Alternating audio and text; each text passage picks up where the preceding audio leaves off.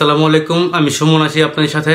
So আজকে যে বিষয়টা নিয়ে আপনার সাথে কথা বলবো সেটা হচ্ছে আপনার রোমানিয়ান দিল্লি এম্বাসি কাদেরকে ভিসা দিচ্ছে এবং কাদের ভিসা রিজেক্ট করছে আসলে সেটা। তো রোমানিয়ান দিল্লি এম্বাসি বর্তমানে আপনার ভিসা রেশিওটা বর্তমানে মোটামুটি একটু কম আগে থেকে।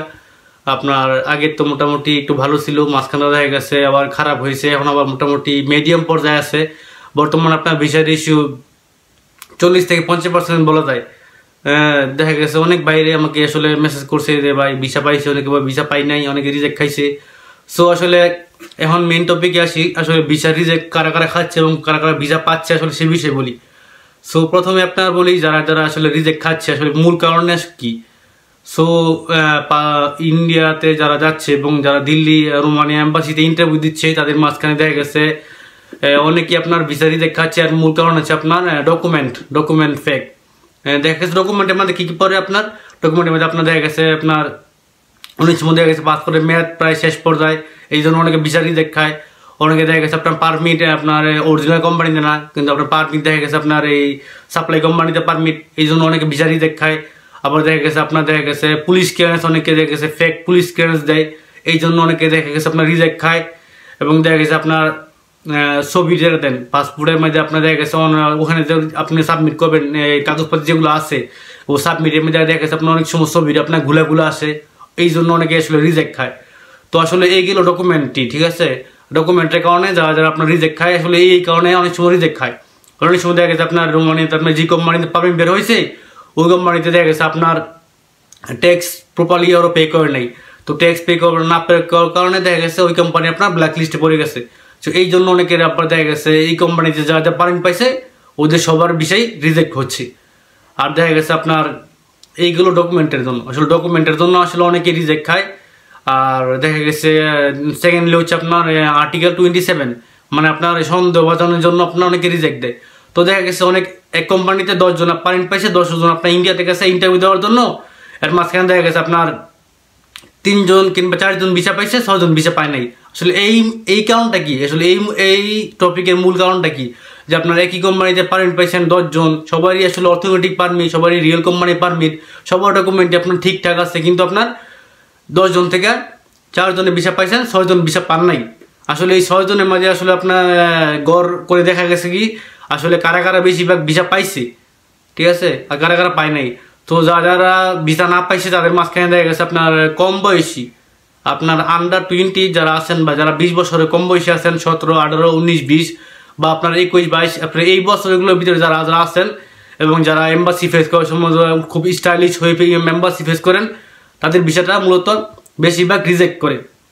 আর দেখা গেছে আপনার অনেকে আপনার ইংলিশে অনেক এক জিগায় যে হোয়াটসঅ্যাপ কোম্পানি নেম, আপনি দেখা গেছে কোম্পানির নাম খুঁটা ঠিক মতো বলতে পারেন না, বা আপনার অনেকে এমন শুনছি যে আপনার জিজ্ঞাসা করছে যে হোয়াটসঅ্যাপ নেম, তখন আপনি বলছেন আপনি মানে বাংলাদেশ, তো আসলে এটা তো আসলে হয় না।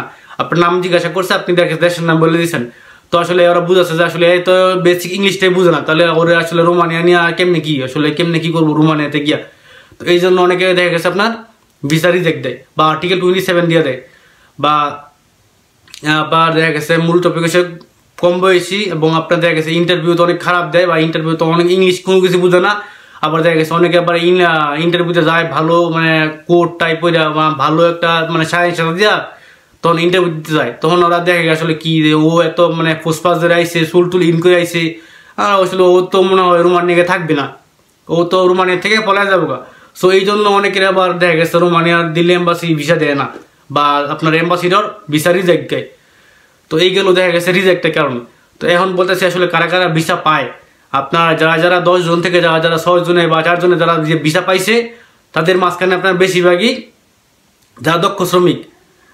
আপনার যারা দেখা গেছে অন্য দেশ আগে ভ্রমণ করছেন বা আপনার দেখা গেছে যারা যারা অন্য দেশ আপনি ঘুরে আইছেন, যেমন মালয়েশিয়া, সৌদি বা কাতার, কুয়েত বা আপনার দেখা গেছে ওমান বা আপনার সিঙ্গাপুরে যারা যারা ভবিষ্যৎ আগে পূর্বে যারা কাজ করে আইছেন, আপনাদেরকে দেখা গেছে ভিসা রেশিওটা একটু বেশি।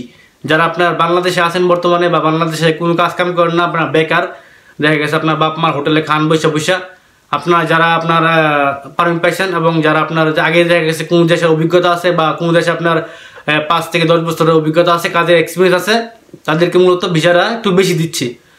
আর একটা সেকেন্ডলি হচ্ছে আপনার দেখা গেছে অনেকে আবার মেরিট তো দেখা গেছে একটু যারা যারা আপনার বিবাহিত তাদের বিষয় একটু বেশি দিচ্ছে, কারণ চিন্তা করতে আছে কি যে অ্যাম্বাসিডর যে সে এখন বিয়ে করছে, তার বাচ্চা কাচ্চা আছে, তার পিছনে আসলে একটা প্রেশার আছে। সে এখন রোমানিয়া গিয়ে এত টাকা রোমানিয়া দেবো, রোমানিয়া থেকে বন্ধ এসে পলাই দেবো, এতটা আসলে ও করবো না। কারণ এখন তো দেখা গেছে ওর সংসারে একটা পিছুটান আছে, তাই না? এখন দেখা গেছে আপনার ওর টাকা পয়সার খুব প্রয়োজন, ও রোমানিয়াতে গিয়ে কাজ করবো, ও রোমানিয়া থেকে পালাই যাবো না। তো এটা আসলে দেখা গেছে তারা মেরিট বা আনমেরিট এটা আসলে একটা ডিপেন্ড করে। মেরিট করে আসলে বেশি ভিসা দেয়, আবার দেখা গেছে যারা আনমেরিট তাদেরকে আসলে ভিসার ইস্যু তাদের জন্য খুব কম দেয় বা কম দেয়, ঠিক আছে, বলাই যায়। আপনার দেখা গেছে যারা আপনার এই দক্ষ শ্রমিক আছেন বা যারা আপনার মেরিট আছেন তাদের ভিসার হারটা একটু বেশি। সো আরেকটা প্রশ্ন হচ্ছে আপনার দেখা গেছে যারা যারা আপনার দেখা গেছে যাদের কাজের এক্সপিরিয়েন্স আছে বা আপনার অন্য দেশে কাজ করছেন, কাজের সার্টিফিকেট আছে, যাদের আপনার কাজের সার্টিফিকেট আছে বা কাজের অভিজ্ঞতা সনদ আছে, তাদেরকে আসলে ভিসার ইস্যুটা একটু বেশি। যারা যারা কোনো কাজ জানেন না বা যারা যাদের কোনো কাজে কোনো অভিজ্ঞতা নাই বা আগে কোনো দেশে কোনো কাজ করেন নাই বা বাংলাদেশে কোনো কাজ করেন নাই বা কাজে কোনো অভিজ্ঞতা নাই বা কোনো এক্সপিরিয়েন্স নাই, তাদের ক্ষেত্রে আপনার যাদের এক্সপিরিয়েন্স আছে, যাদের অভিজ্ঞতা আছে বা যাদের আপনার সার্টিফিকেট আছে কোনো কাজের উপরে, বা আপনি যেই কাজের উপরে আপনার পারমিট, আপনি সেই কাজের উপরে আপনার সার্টিফিকেট আছে, তাহলে আপনার ভিসার ইস্যুটা একটু বেশি হয়। কারণ ওরা চায় যে বর্তমানে সামনে রোমানিয়া সেঞ্জন হবে, ওরা চাচ্ছে যে দক্ষ শ্রমিক রোমানিয়াতে নেওয়ার জন্য।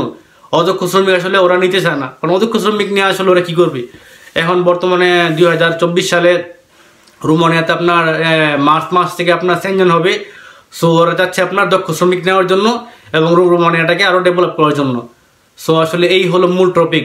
আপনার যারা যারা দেখা গেছে আপনার রোমানিয়ান ভিসা পান নাই, আসলে তাদের মাঝখানে বেশিরভাগই আপনার কম বয়সী বা অদক্ষ বা কোনো কাজ জানেন না। আপনারা দেখা গেছে আপনার অনেক সময় দেখা গেছে ইংলিশে প্রপারলি বলতে পারেন না, এই জন্য ভিসা রিজেক্ট খান। আরেকটা দেখা গেছে আপনারা যারা যারা ভিসা পান তাদের সম্ভবত তাদের বয়সটা একটু বেশি বা বয়সটা একটু 30-এর উপরে বয়স, বা আপনার দেখা গেছে এই আপনার 27-28 বছর বা 30 বছরের কাছাকাছি বা 30-এর উপরে বয়স বা 25-এর উপরে বয়স। আপনার যারা যারা আপনার মেরিট আছেন বা যাদের অন্য অন্য দেশে কাজের কোনো অভিজ্ঞতা আছে, তাদের ভিসার হারটা অনেকখানি বেশি।